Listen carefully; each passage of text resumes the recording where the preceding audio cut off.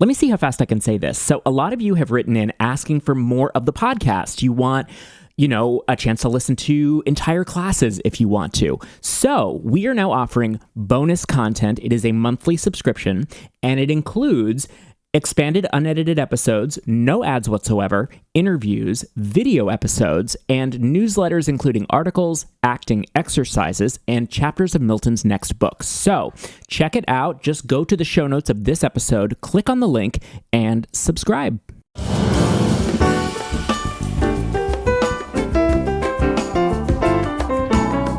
Welcome to I Don't Need an Acting Class with Milton Justice.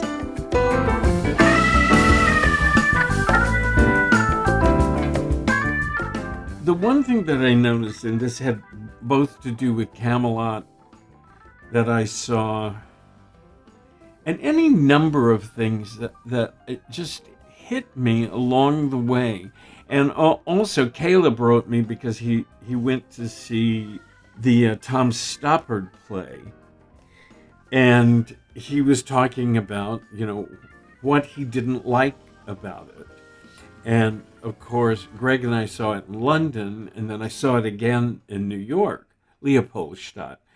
What was interesting is what was missing. And what was missing is knowing what the idea was. And somebody sent me this documentary for comments to see if I'd help them get distribution. And they had this really wonderful idea. They were going to film themselves every single day of college. And so, yes, I'm like Amanda. Oh. But again, it was the same thing. And it was the same note, which was, what is this about?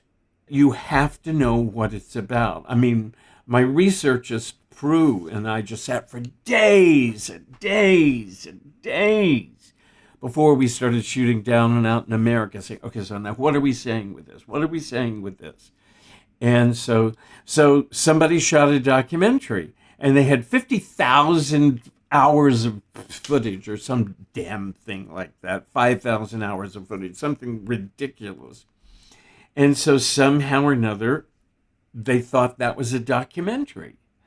So, I mean, it keeps hitting me that we keep coming back to the same thing all the time, that we have to know what it's about. We have to know, if it's the musical Camelot, what it's about. What are we saying? It's not just about songs, and it is often about story, but it is about something. And that's what was the matter with this documentary. And I thought, God, he went to so much trouble. Can you imagine filming yourself every day forever and the life around you? And at the end of it, I'm looking at and saying, and so what? I mean, it's a brave idea because you're assuming that something interesting will happen over 4 years of college.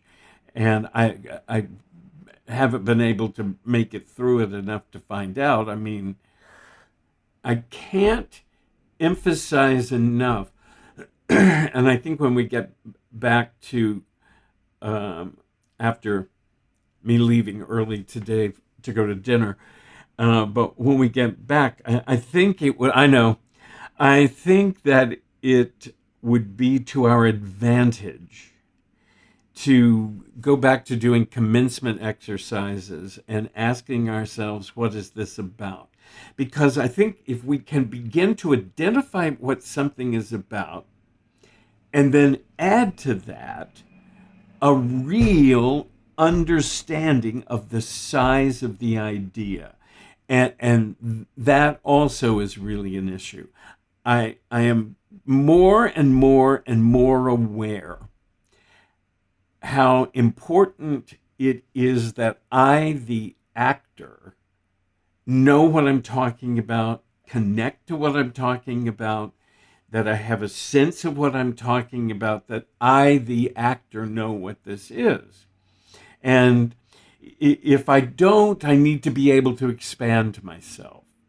If I don't, I need to be able to identify that I'm not sure what that is. I need to be able to say, yes, I have a feeling I know what that is, but I'm not quite sure what that is. What was interesting is this very smart young woman that led the pre-show discussion. She talked about heroes and how the Arthurian King Arthur legend, why do we remember that? What other heroes do we know? And it was really interesting to me because we started talking about heroes. And I said, I teach. And my teacher always said, if you have a problem, you have to work like Hercules to overcome it. And again, the idea was that Hercules is a hero. And it's like we use all of those heroic references. These epic heroes are images and ideas, and they're ideas that become representative of what we look at. Anyway, and I thought it was really interesting. I felt like the young woman in charge of the session knew more about King Arthur being a hero and Arthur and the Knights of the Round Table being a hero more than the director did, and certainly more than the actor who played King Arthur. Granted, I have an image of it because you can see it online, Richard Burton playing King Arthur. Even in the film, Richard Harris playing King Arthur. But these were two actors who understood the idea of Camelot. And you really understood why John Kennedy and the Kennedys, they wanted to be remembered as the era of Camelot. And so it's really interesting. These people with big ideas and these people with big images of what things are and the understanding of the ideas, they latch on to this. Yes, Amanda, you have a question. Leopold, do you think it's more of a director problem, an actor problem, or both? I think the following. I never expect a director to know anything. I mean, that was the problem of Leopoldstadt. The Tom Stoppard play. I mean, Patrick Marber wrote the play Closer. So you would have thought, this is a man. Mind you, I saw a production of Closer in London that he directed, and I thought at the time, the director has no idea what this play is about. And then I looked and realized it was the writer directing it, and I thought, oh, God. But I mean, that's the thing. It's like Patrick Marber had no idea what this Tom Stoppard play was about. And so he had scenes of actors, and the actors had good scenes. It was almost like it was in a scene study class.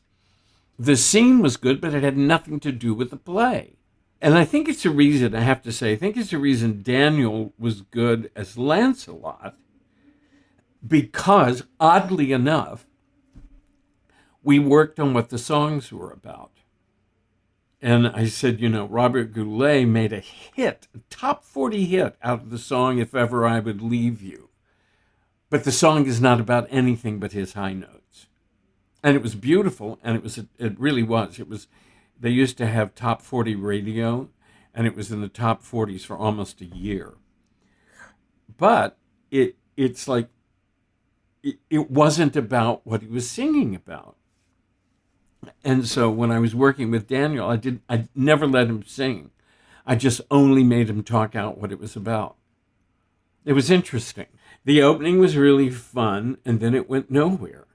The characters never developed. And then Daniel makes an entrance, and he's, of course, you've seen him in class, so you have no idea what 6'2" looks like. And he's huge. And he walks out on stage, he goes, Camelot! And it was like, oh my God, who is that? Anyway, that was kind of fun. I Don't Need an Acting Class is created and hosted by Milton Justice.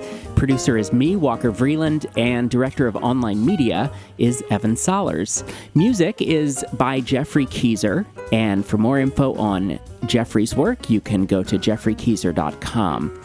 Please subscribe, rate, and review the podcast. You can find us online, idon'tneedanactingclass.com. You can also follow us on Instagram, and you can continue to send your questions to Milton at questionsformilton@gmail.com. Thank you so much for listening, and we'll see you back here next week.